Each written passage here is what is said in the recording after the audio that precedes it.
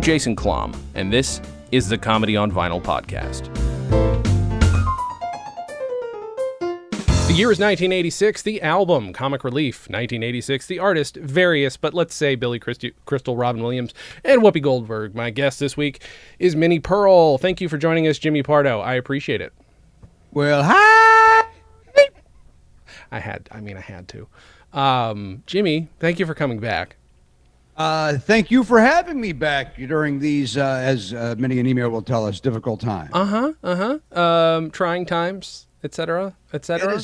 It's boring time. The world's not boring. Sure. The world is, but you know what I mean? Like, come on. People are spending all their time making backgrounds like this.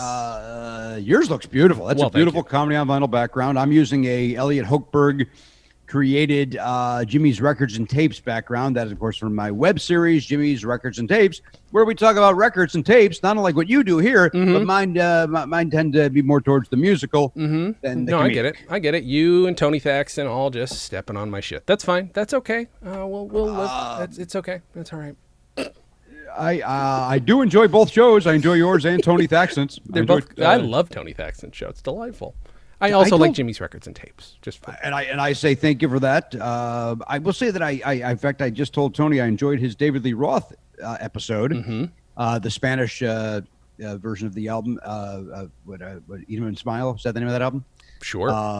And I told him that I thought he did a better job explaining the Van Halen breakup than Rolling Stone did. Like That's he did. I thought he did a great job. Yeah. I'm gonna have to skip back to that one because I don't care for David Lee Roth. So I guess. Oh, but it's still a good episode. Okay. I don't care for Paris Hilton, but Fair. I still think that Tony does a nice job. That's true. You know what? That's a good point. I don't want to just listen to it. Anyway, that's enough about Tony Thaxton. If he wants to talk about his show, he can come back on the show. Sure. Jimmy Pardo. Why Yes. did you pick the 1986 Comic Relief album, which we're both realizing we both heard and watched slightly different, there's some stuff on the album that's not in the special, which makes no sense, but Yeah, and then I didn't really realize that until maybe 10 minutes ago, where I did not have enough time to then go and listen to the album and figure out, why was this not on the video that we watched? And right. Here's why I picked it, because you and I have been going back and forth about me coming back on the show for a while. We initially, at one point, we talked about doing some Hollywood Squares Quips album or something, and then I thought, you know what, I'm at home. I have the opportunity here to do something on my collection, which admittedly, I guess I always have that option. But Sure.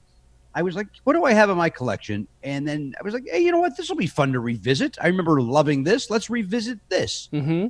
So that's why I thought it'd be fun to revisit. Well, that's do I fair. still have that opinion? I'm not 100% sure I do. I didn't. I thought I remembered what Comic Relief was until I realized I'd forgotten what the 80s were, even though I was alive during it. Well, you're much younger than me, right? Are you? Yes, just massively younger. I'm 39, not that much younger. No, that's 15 years. That's still a big chunk of, because, I remember, let's see, 86, I would have been 20. Mm-hmm. And boy, do you have the date when this, by chance, do you have the date that this was recorded? I can look it up. I don't. It's not in front of me, but I can certainly look it up. I remember. It Comic was Relief 1986. Let's see. Did it air on a Saturday? Is this going to tell me anything? Because it is the first one over here, because they were doing it in the UK starting in 85. Oh, 29th of March. March 29th. Wow. Why did I thought it was in the summer. And does that make that a Saturday? Sure. Let's say that's what it is. Hey, God, I want to look. March 29th, 1986. Day of week. What is it? Saturday. March 29th, 1986. You win. It is a Saturday, right? Mm-hmm. So I want to say that HBO aired it live, the first airing, of course. I could be wrong. And maybe the thing we watched was an edited version of it. Maybe that's the... that's probably it. We probably saw the DVD version of this and not the... that's a very good point. Full thing. All right, that explains that. But I remember having fond memories of this thing because I was still working at a record store in Lincoln Mall in Madison, Illinois, and I was so excited about getting home to watch this live because I was, as you were as a kid too, heavily into comedy and was already very much into Dennis Miller and Paul Reiser and some other folks that Robert Klein and I was like, you know what, I get to watch, I think it was like 3 hours or something of comedy on television with my heroes, I'm in. Come on. Yeah. You know, you picked an album that is basically all we're living in right now, too. You pick, everything that you watch is basically a telethon at this point. So, you know. Yes. So, I mean, this is perfectly appropriate. And also, you picked it around the time when we would have been doing Podcastathon. But, you know, I say we as though I'm up there with you. And you Matt, are very important to that cast and crew, and I hugely. thank you for your volunteer work.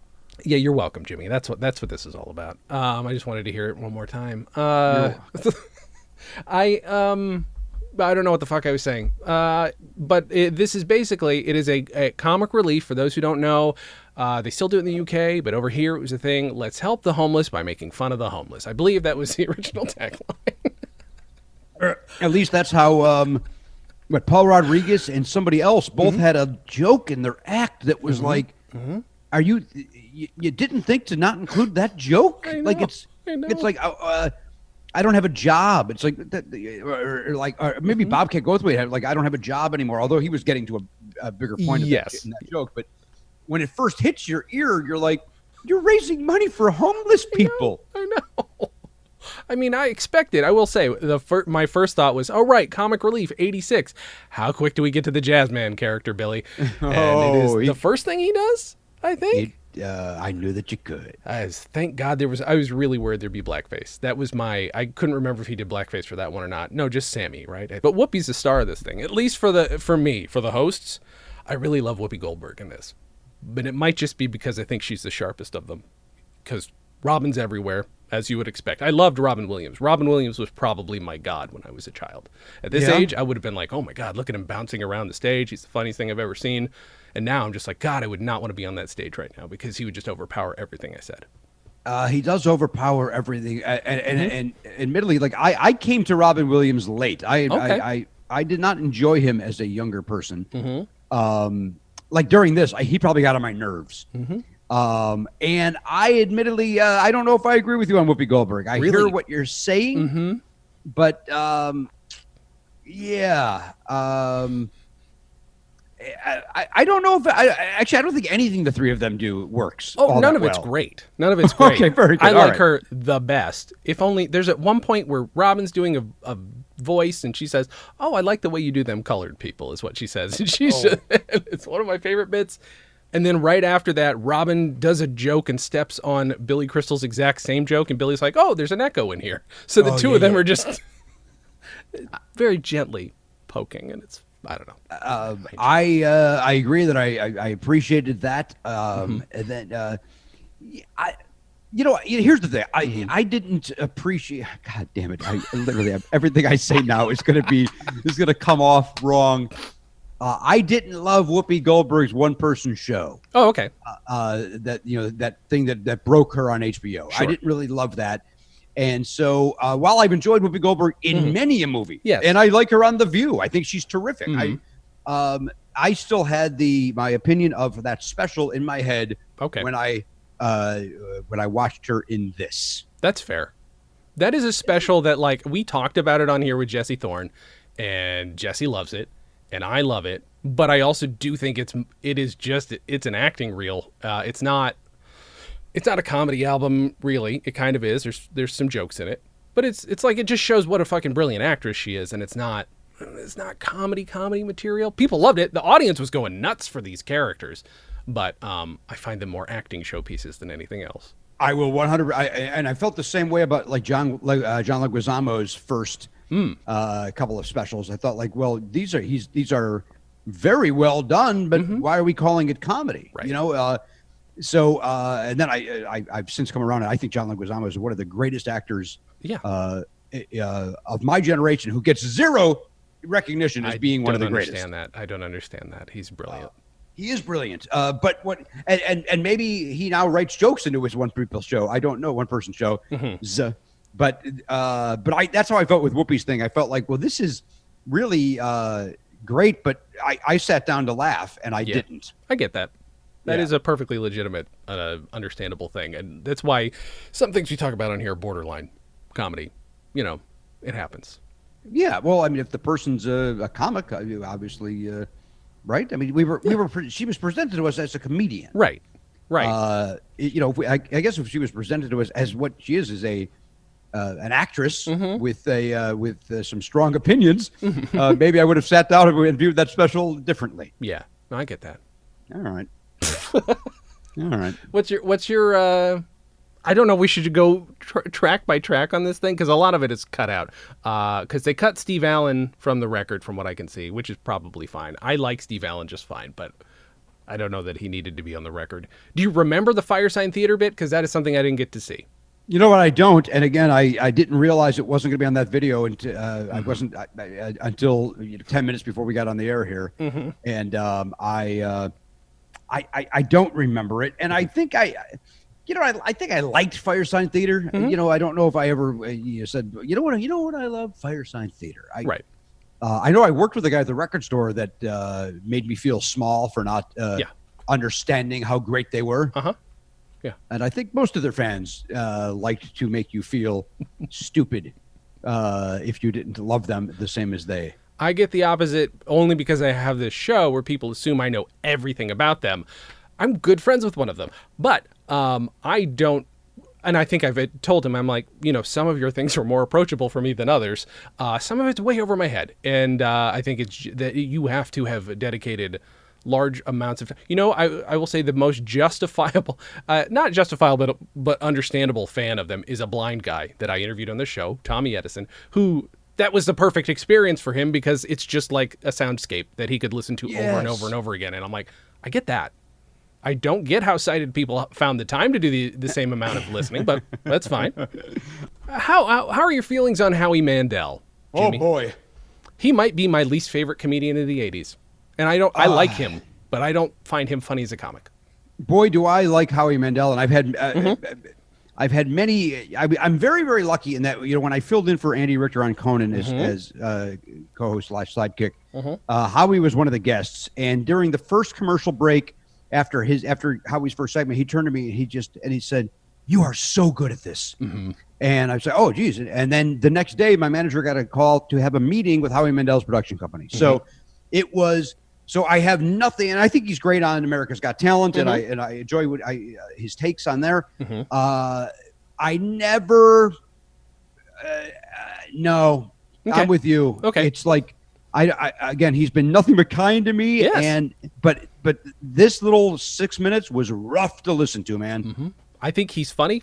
I think he's a great actor. I think he's an interesting person. I think he seems like a very nice person.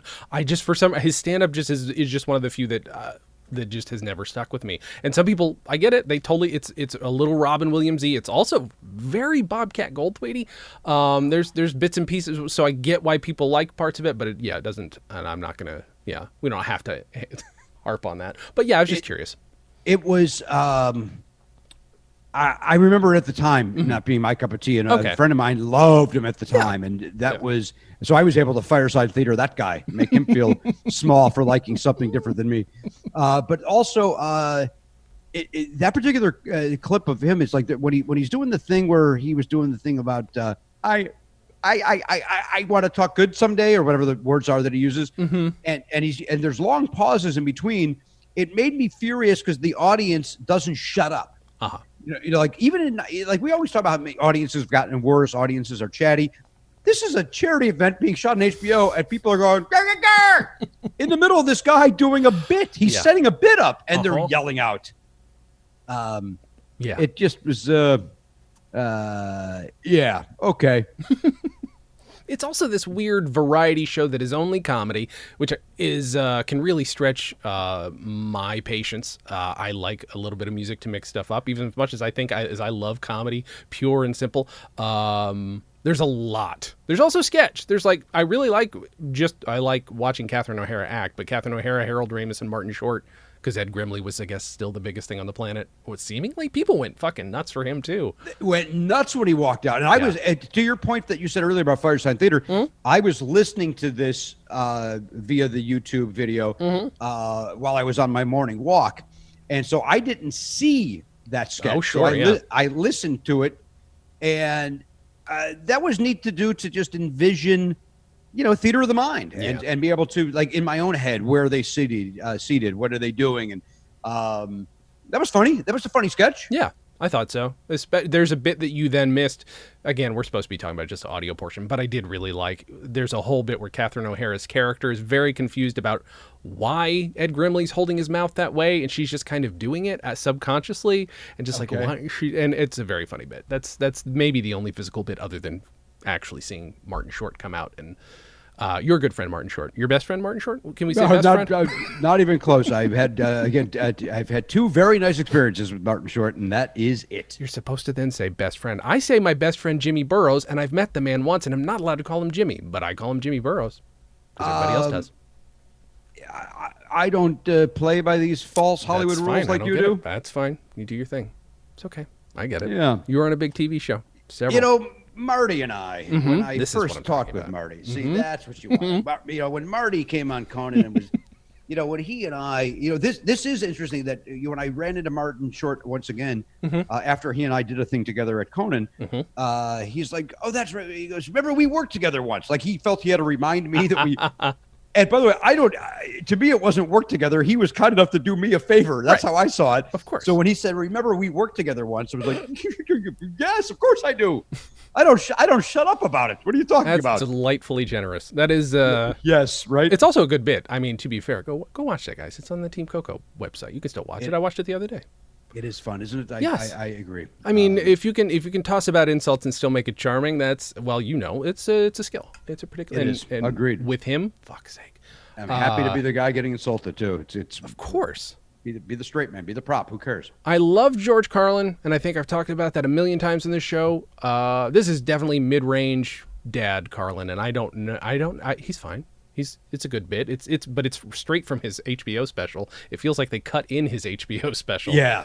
It you know, I loved that album, A Place for My Stuff. Very good. Or A Place for Your Stuff, whatever it's called. And I would quote it in high school, senior year of high school. I would quote it like crazy.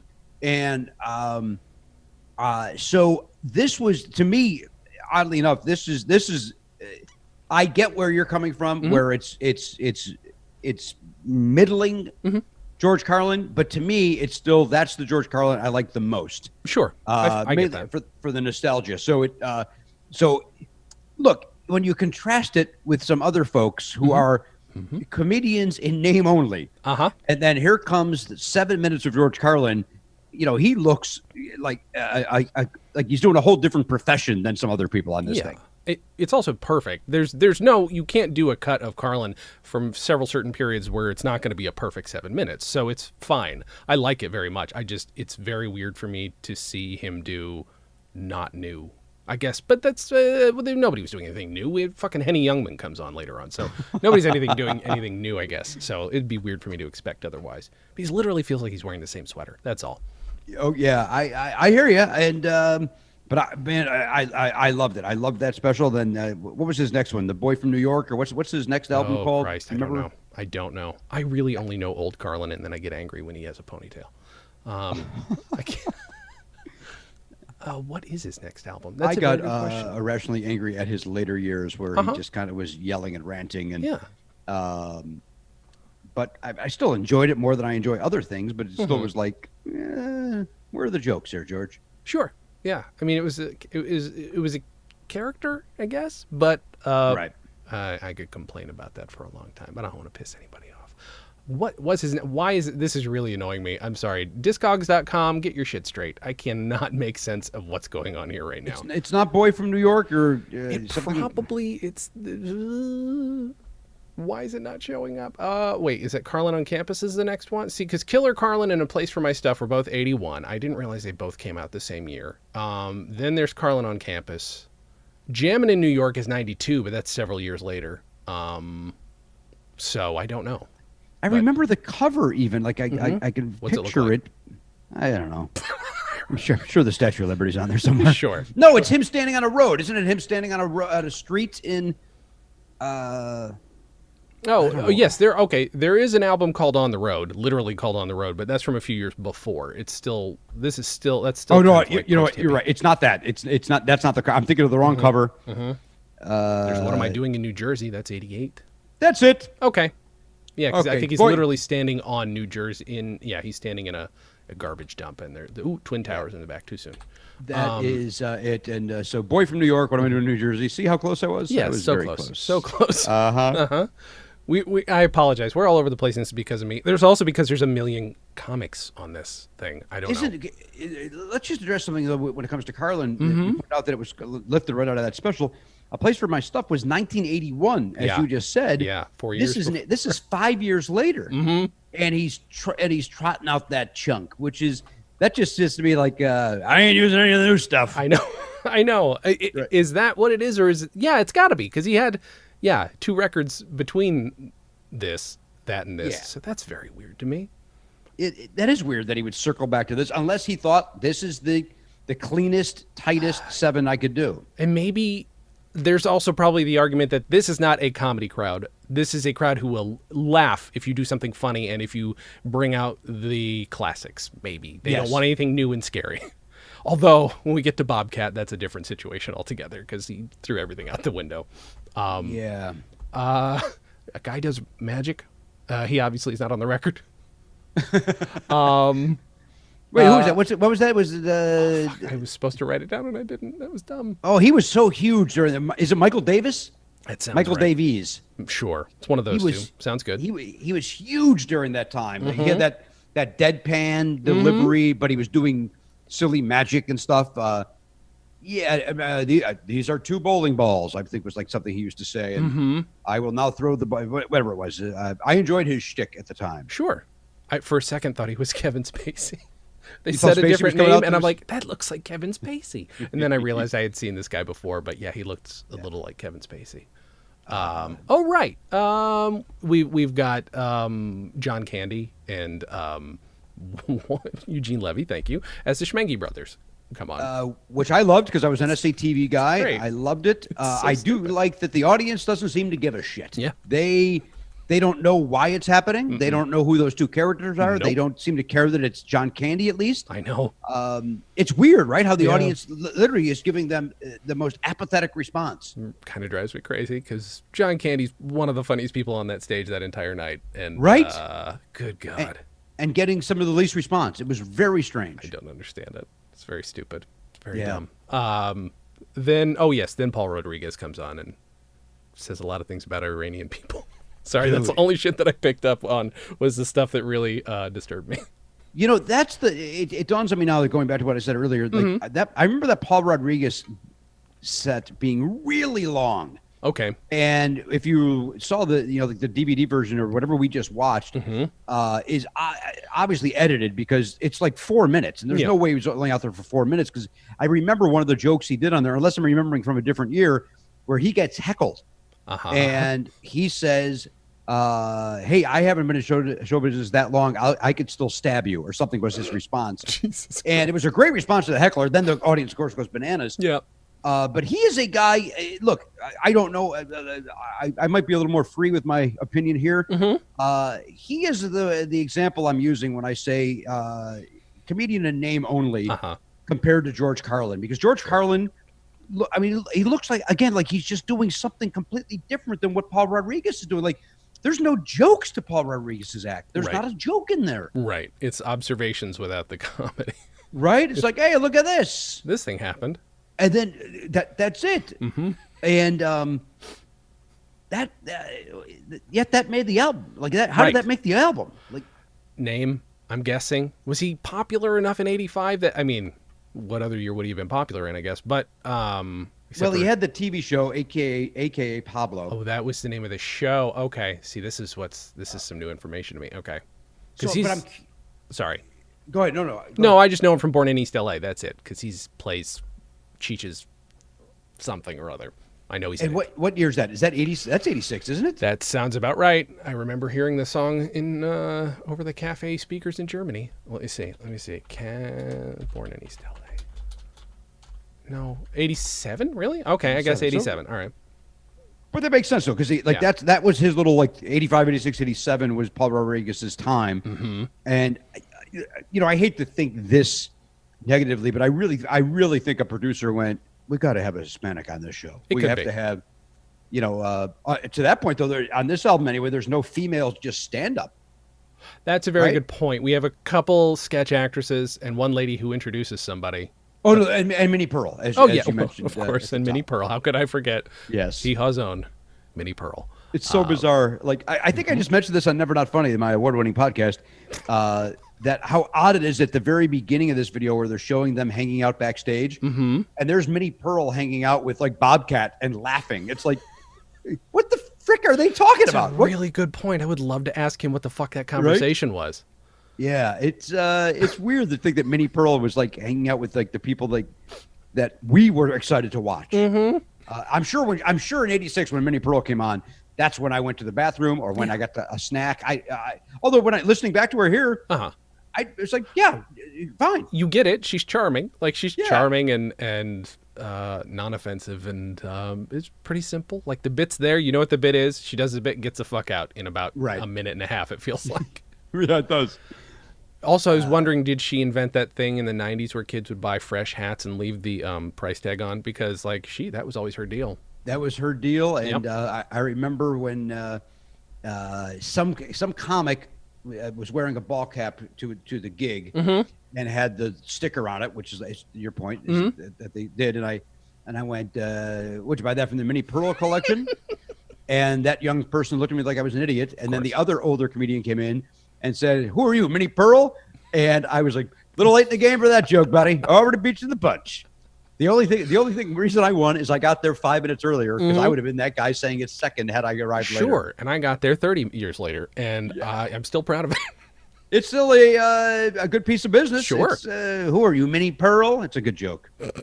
I stand by. I say, hey, when I stutter, I still say, who am I, Gabby Hayes?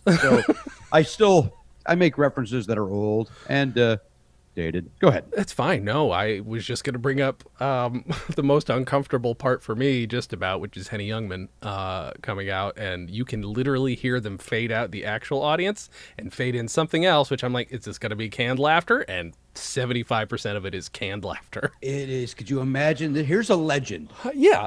And he's bombing in front of this giant theater. Although one of the jokes is flawless. What was the flawless joke? It's one of them did make me laugh, but now I've forgotten it. I apologize. Oh, you know what joke it is? It's so, about the guy going to the barber shop and saying, "How many guys before me?" "Oh, you got 5 guys before you." "Okay, thanks." He comes in the next day. "Hey, how many guys before me?" "Oh, you got 5 guys before you." "Okay, great, thanks. I'll be back." He comes back the next day. "How many guys?" "Yeah, you got about 4 or 5 guys before you." "All right, great, I'll be back." And then finally, the barber says to the shoe shine boy, is what Henny said. "Hey, follow that guy and see where he goes." He came back, he goes to your house. That's right. Yeah. That's a good joke. Yeah. That's a great joke. Yeah, it is. It is. Solid. Works. He's got that fucking... I didn't remember that his thing was I have a fiddle and I don't play it. Yeah, that was his thing. And he rides it off stage as he leaves. Like, hey, what'd you think about his, like it's a horsey. His catchphrase is, "Take my wife, please." Right. And certainly he did that joke at this special. Why would they choose to edit it out of what we just watched? The one thing he's known for. Right? Weird. Yeah, because again, they could have slipped in as much canned laughter as they felt like. I mean, this was also, by the way, a period of time where they had live canned laughter dudes still sometimes, and I wonder if that was happening or not. But probably not. I'm guessing they did it later. But yeah, why? That's a very good question. Why not?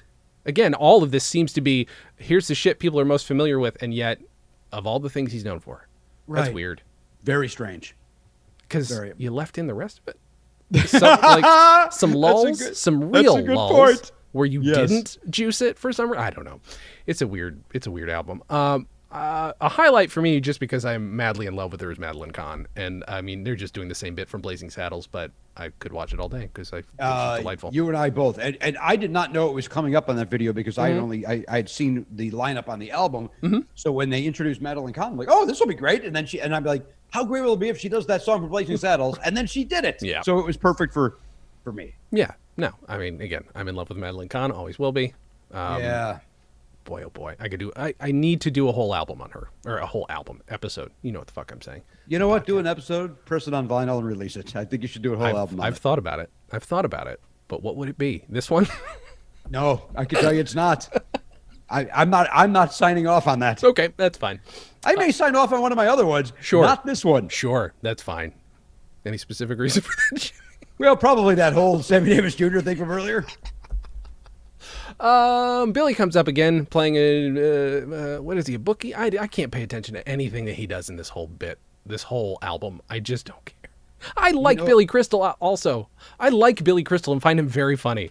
I just don't think I like his stand-up or his persona. Or I love Billy Crystal. I know a lot of comics like to crap on him. I love him. That said, unwatchable / listenable on this thing. And just Billy Crystal at his, like, anybody that says they hate Billy Crystal, they're talking about this. Right. Because it's like, because this is the Billy Crystal that I don't even enjoy. And I pretty much like everything he does. Sure. I mean, he's always been funny to me. I know him more as a movie star, I guess, but I did always know he was did I always know he was a stand-up? I might have learned that later in life. Now that I say that, it's quite possible. I was too young to watch him on SNL doing the one funny thing he did with Christopher Guest, which was brilliant. I mean, whatever those characters are called. I knew that you could not. I knew that not the guys that get hurt. Is that the thing? Yeah. The yeah, that's the thing. They both say the same, or, whatever. Yeah. They're whatever. I'm slaughtering that. I should not have even started. That is terrible. Dennis Miller shows up. You know what I meant. How about Dennis Miller? I know you like Dennis Miller. One of my heroes when I started. Sure. And you love him now too. What's that? Hey, you love him now too. His politics, even more than ever. Finally came around to my side of things. It's it's Dennis Miller. It's the 7 jokes that we all know of Dennis Miller. Yeah. He was nice enough to put them all in one place for us. Yeah, my grandpa is 77 and they won't let him use the remote control. I mean, it's a perfectly good bit, and he's very funny and smarmy, but smarmy in a totally not super annoying way. Oh, Dennis, what happened? And he's got that whole good to be here. He's got that little lilt that he does at the end of all of his sentences. Of course, the International House of Pancakes. What do you think his influence was? Was it material or was it personality more? Boy, I think it was both, because I know people that believed that you could just stand behind a microphone and recite your jokes, and not everybody could. He could because of the personality. Yeah. So I think he brought both things to the table.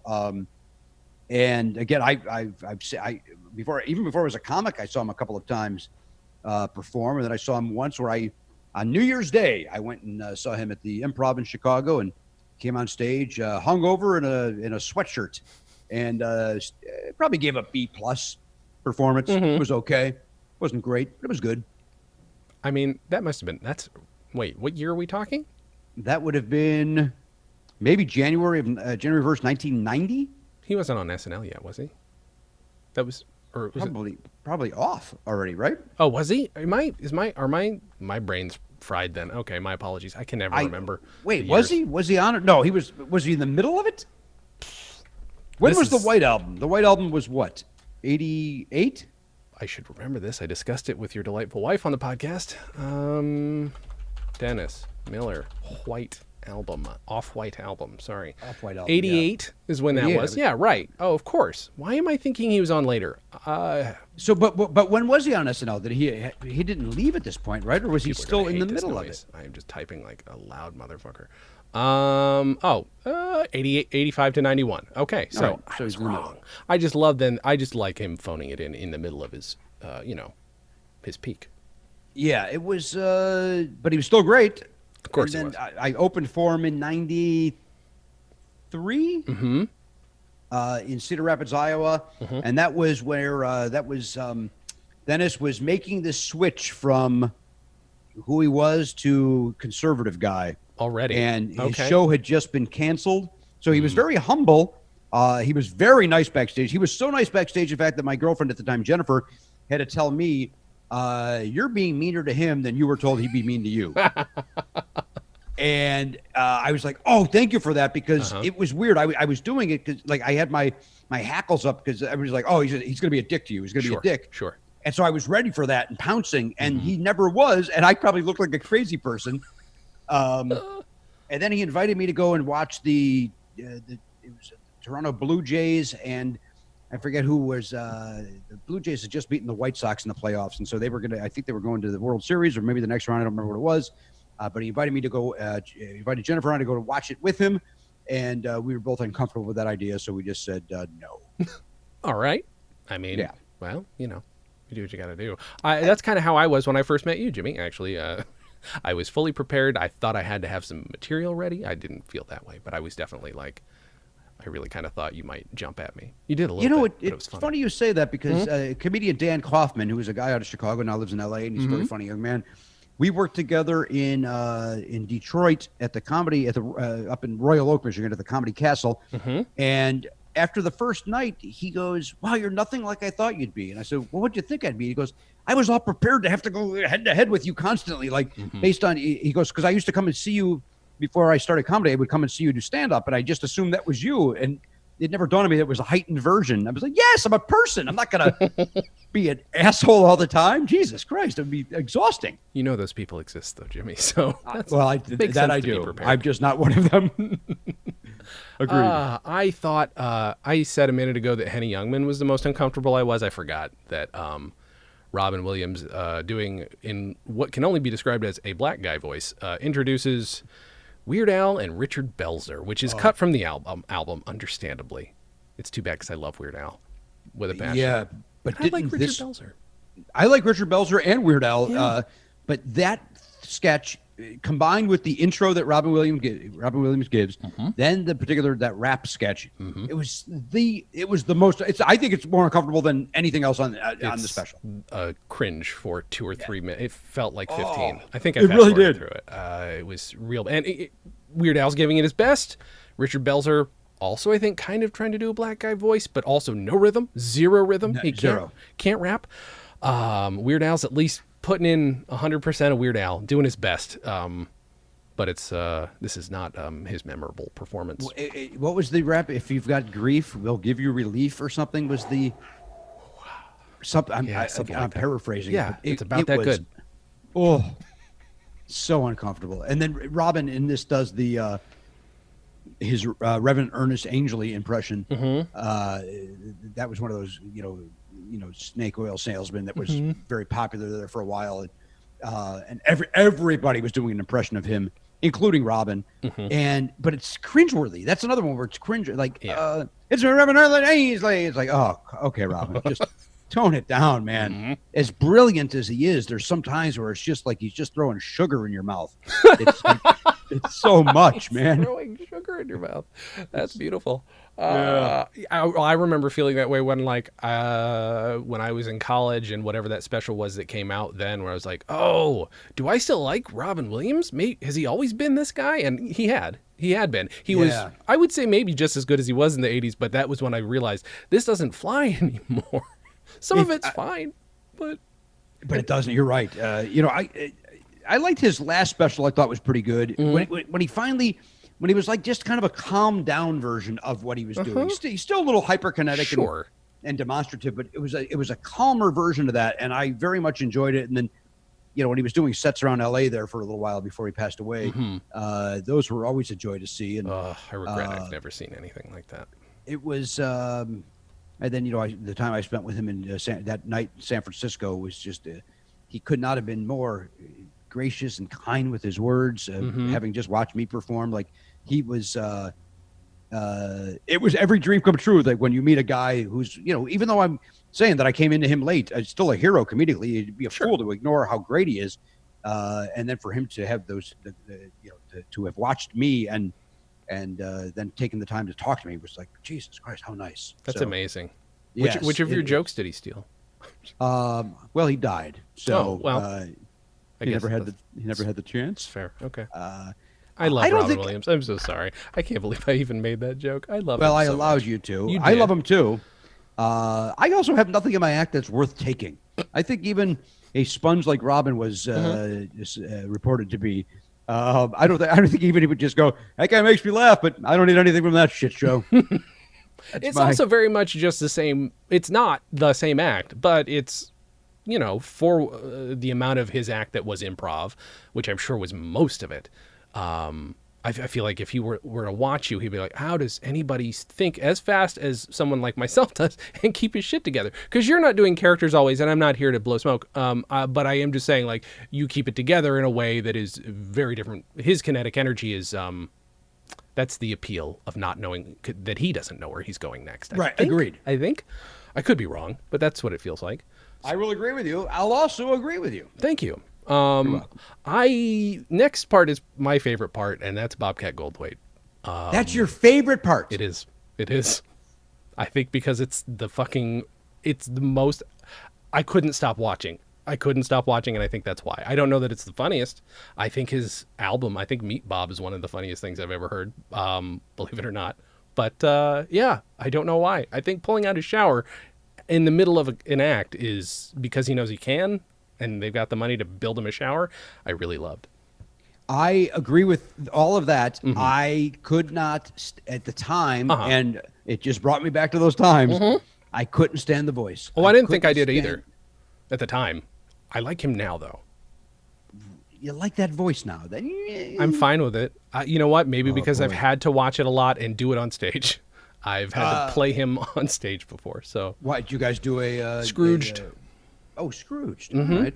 So it's limited. It's only about 6 minutes of listening to me go. So it's Right. fine.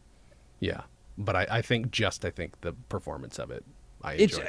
I don't disagree with you. I think it's. I like that he's basically doing a Largo alternative comedy set at the Universal Amphitheater. I think that's really cool. Yeah. My mother loved Bob Goldthwait. She thought he was hysterical. Yeah. And I would be confused by that. He was not my cup of tea, but I like Bob. I think he's terrific. Sure. And Well, I don't know that he likes the voice. He claims he can't do it anymore, which I think is an absolute lie. I think he probably doesn't like it. But maybe he says he can't, meaning I just can't fucking do that. I just can't. Yeah, that's I fair. just can't. Yeah. After Bobcat is Minnie Pearl, the hero of the whole show. Oh, she's the glue that holds she's what raised the money for the people that needed it. She says howdy, and then the punchline to her one joke is howdy. And I don't know where to go with that. Again, delightful, nothing offensive about it. She knows what she has to offer and brings it. I don't know. I mean, to your point, like she made her bones, as they say. She made her money at like the Grand Ole Opry. I think she did anyway, in addition to Hee Haw and other things. But so if she comes out in the middle of Johnny Cash and Reba McEntire performing, and to split it up, you got Minnie Pearl, you'd enjoy it. You'd go, okay, great. The same way, like to your point, if there was music breaking these things up, that would have been nice too. A couple of musical acts. I did not dislike the Minnie Pearl. No. In fact, I preferred it over some other tracks on the album. Fair. Yeah. We're gonna get to one that I preferred over. I really don't like a lot of this. There's some that's really good though, and it's also, we're gonna at some point during this conversation, we're gonna say the same thing that gets said in every episode of the show, that it's a snapshot of 1986. That's what one of us is gonna say, and it's inevitable. Well, I'm gonna let you, having said it right then, and then not say it myself because I know not to. But what I was gonna say is it's interesting in how I have nothing but fond memories of I couldn't wait to watch this thing. Yeah. And we have literally now spent 48 minutes talking about how much we hate this album. I know. I feel bad because I enjoy a lot of it. Right? But overall, I think you got to give this thing a 6 out of 10, right? Don't you? Like that's generous. Yeah. Yeah. I don't know that John Candy can pull the fucking nose up. I don't know that he can. I love him, but I don't know that he's going to be the one to land this fucker. No, he's not. Or Minnie Pearl. God bless her. God rest her soul. By the way, 50 years or so, if I remember correctly, at the Grand Ole Opry. She was there for 50 years, just fucking knocking them dead. And then 20, 30, whatever, on Hee Haw. Wow. Hee Haw lasted a while. Yeah, it did. More than we all believe, right? I've forgotten what that show was. I'm going to rewatch it at some point and see if I absolutely hate it. If it's just abject misery or something worth Is it worth revisiting? Didn't I say I was going to do that on Never Not Funny? Oh, maybe. I think I said it. You know what? I'm going to revisit it, y'all, because I bet you it's funnier than we remember. Maybe that's why I'm thinking it. I think you did say that on the show. And then I of course never did that research like I promised. Garen's probably got 3 copies of the full DVD set at his house, so just ask him. Sealed and pristine condition. Yeah, it's. I'm interested to see what you think is the worst thing on here. Although the worst thing you think is Henny Youngman. I just feel bad. It's the hard. No, I think the rap is probably the worst. Right. Worst. Okay. Yeah. It's the most uncomfortable, therefore the worst. Next is Robin and Billy just pretending they're gay. That's the bit. They're just being gay guys that work out a lot, and Robin loves that voice. Oh, I hate it. I hate it. I hate it. And you know what? Part of it is because I did grow up on the south side of Chicago, south suburbs, where a lot of dudes did that voice all the time to put down gay guys. And so then when Robin was doing it, it's like, why is it okay to laugh at this? This is right. I hate when the guys do it in the locker room at school. Like, this is fucking horrible. I think it's only ever worked in the Birdcage, and that was because it was co-signed by a couple of gay people. Yeah, right. Just Nathan Lane, maybe. Nathan's like, do whatever you want. Yeah, there's nothing about that bit that stands out. Then the next part is Whoopi Goldberg comes out and is like, look, somebody else is supposed to introduce this guy, but I had to. And I'm just like, did you? Because she introduces Jerry Lewis, and good God. I won't say I've never liked Jerry Lewis, but I have a select window of things that I enjoy about Jerry Lewis, mostly with Dean Martin, I think. Yes. What are your thoughts on Jerry Lewis sucking on a fucking lollipop for 5 fucking minutes and doing a kid's voice? You self-indulgent idiot. How dare you? How He dare comes you waste out time? with this look like, he literally, his tongue is out, like he's like, oh, look at me, and he's eating it up because everybody thinks he's a legend. And half the bit is a mesophoniac's nightmare because he's just clinking a fucking lollipop around in his teeth, and I'm just like, I'm gonna kill myself. I can't handle this. And it's just a 5-year-old kid, and it's barely a bit. Yeah, agreed. It's horrible. It's horrible. And there are some like looks to the audience or something that are meant to imply that there's some delightful schmaltz at the end, and it's just not.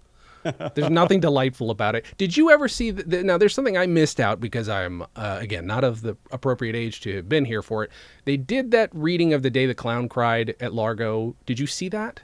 I did not. Okay, because I did keep not. wanting to talk to people who are either in it or have seen it, because I'd like to know more about why it's as terrible as it is. But I think it's because he thinks everything he does and says is important. Yes.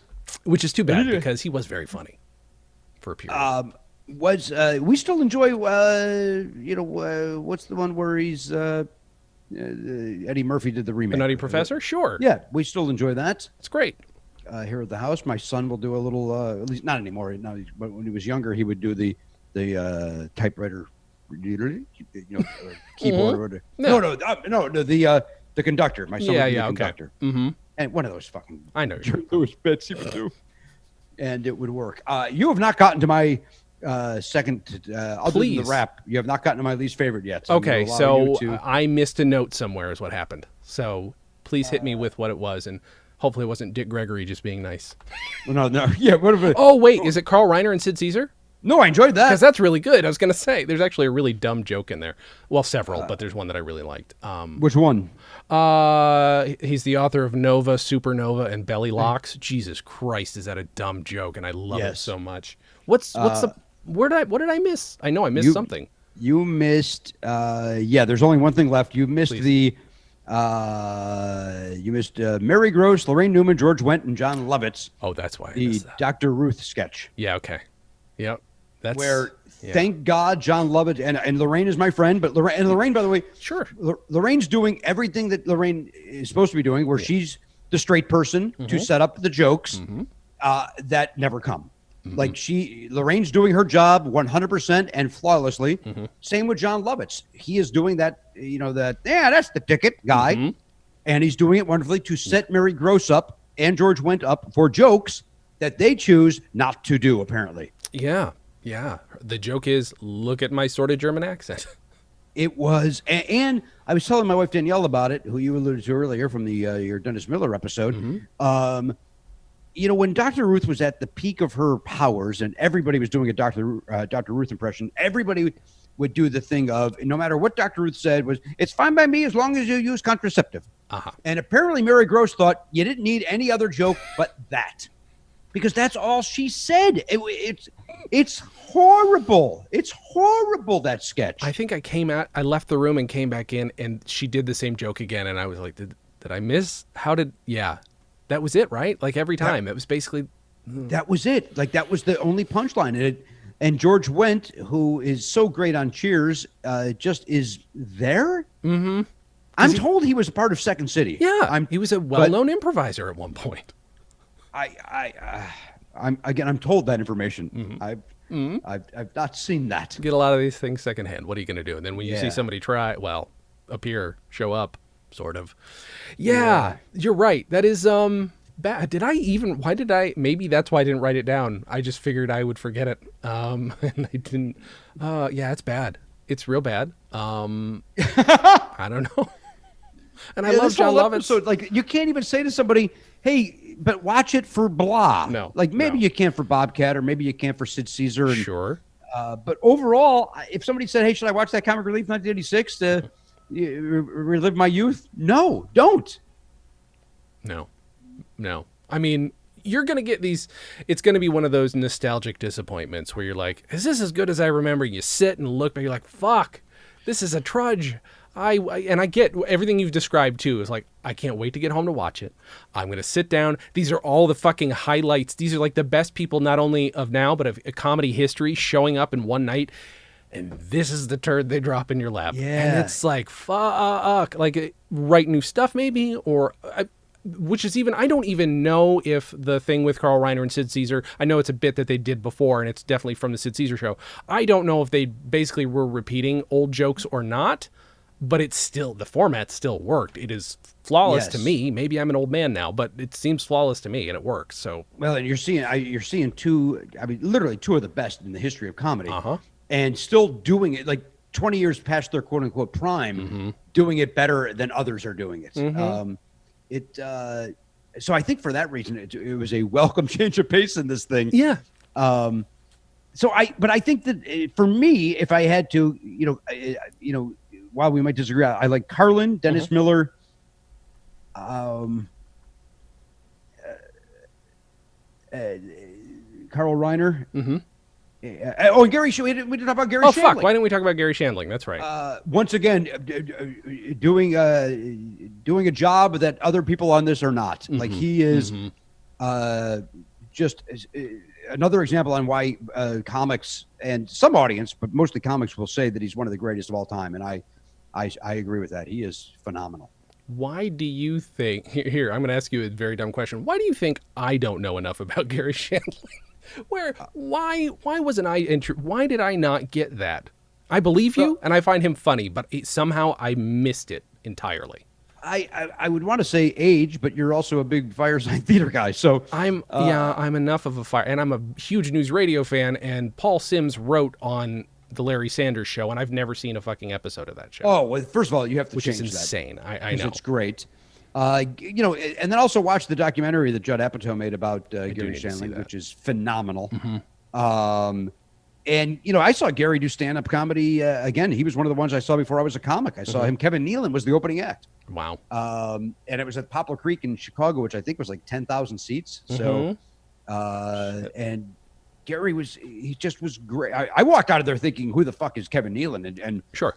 Impressed with him. But Gary was great. So he's another guy that had the jokes and the persona. Like, he had everything that you needed to succeed, and he did. And he was terrific. That's fair. I just don't know why I didn't fucking. It's weird. It's just weird that I have these gaps just every once in a while. I think it's your age. I really think it is. I think it's in a little window that it's not classic enough and it's not new enough. I think that there are a lot of comedy nerds I know though who insist it's Larry Sanders Show and all that shit are the best thing on the planet. And fine, they might be. I mean, nothing will be better than news radio for me, but that's because I love it so much. But like, it's it's a weird gap that I don't understand. My mom liked him. I found him funny when I saw him. Very funny, but I don't know why I didn't realize he was this hugely respected, important comic. I don't know. I don't get it. I now accept it and find him very funny, but it's weird that I had that gap. Anyway, I think we might. I think when my son is done with watching whatever he's watching now, I think maybe we'll go to Larry Sanders. That might be a good show for us to watch as a family. I'm gonna need to find it and watch it now because I just do feel like I'm out of touch. I'm very out of touch, and also I'm gonna have to apologize to Paul Sims now. I think you should apologize to the listener for having to listen to you work yourself through that. I'm so sorry. This has been a terrible episode of Therapy with Jason. Jimmy did not sign on for this. No, well, we've come to the part of the episode where you either recommend or don't. I think we've already done that. Yep. Okay. fine with me. There are some bits and pieces that if you want to flip through 2 hours of whatever the fuck this was to get to them, go ahead.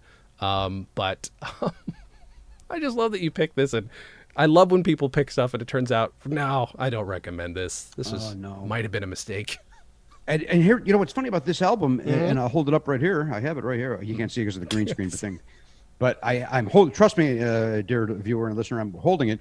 I have had this since 1986. Like in all my moves, and I've moved to many different places over my life in the last 35 years, whatever this is, 34 years. This album is one that has always made the cut. It's never been one where it's like, well, to make some money, I'll sell this batch of albums. This one never was considered. This may not make the next cut. This may not. This may go to the new Amoeba Records location and get me some store credit. Yeah, that's fair.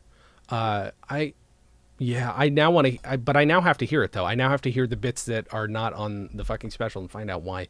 That's weird. That's very weird. And I'll just apologize to Phil Proctor, the Firesign Theater, that I didn't talk about your sketch today. I'm so sorry. Yeah, I didn't either, nor the Michael Keaton. I think, by the way, if we're both apologizing for this whole thing, I think that when I see Paul Rodriguez, he owes me an apology for listening to that set.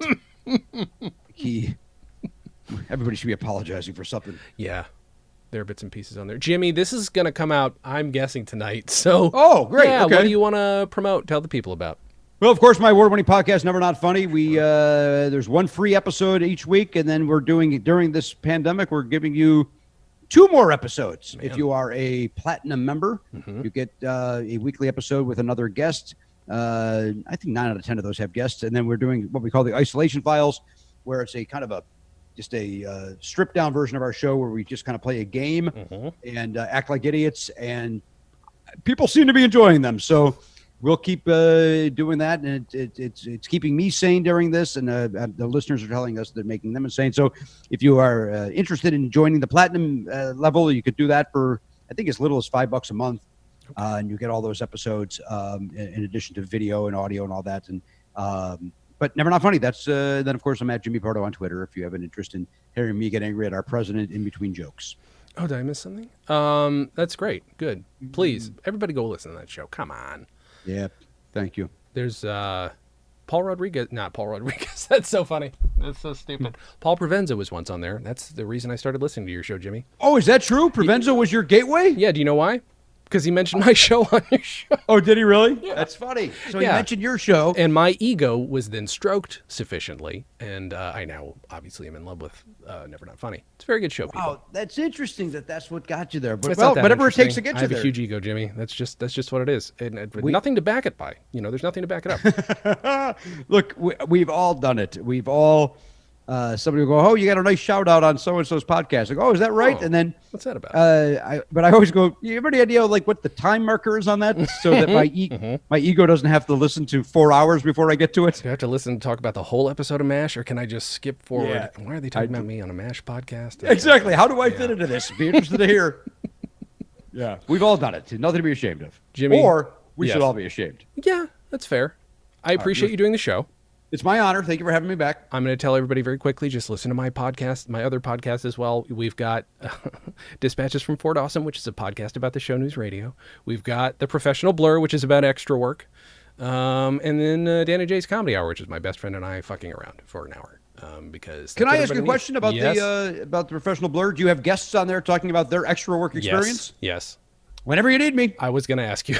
I just wanted to hold off because I feel like a dick. I just occupying all your time. But yes, please, you are more than welcome. Now is the time to get Jimmy Pardo because he's at his home. I had a guy yesterday on who got killed in Get Shorty. I think it's Get Shorty. No, Analyze This. Sorry, Analyze This. He gets murdered in that. And I was like, I just want to talk to a guy about getting squibbed in a show. Yeah, that'd be cool. Yeah, it was fun. Anyway, Jimmy, I've taken up enough of your time. Ladies and gentlemen, thank you for listening. And as always, have a good thing.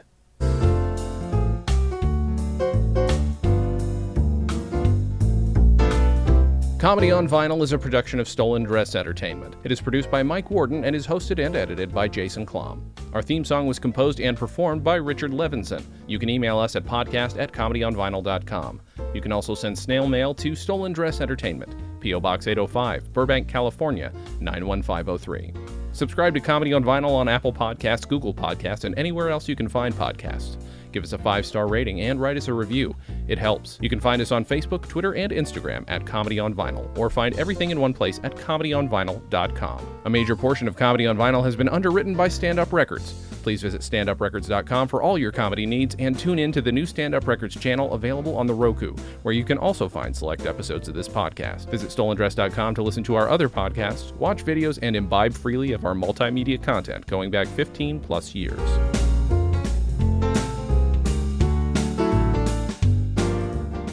StolenDress Entertainment. Hey, it's my turn. Ah!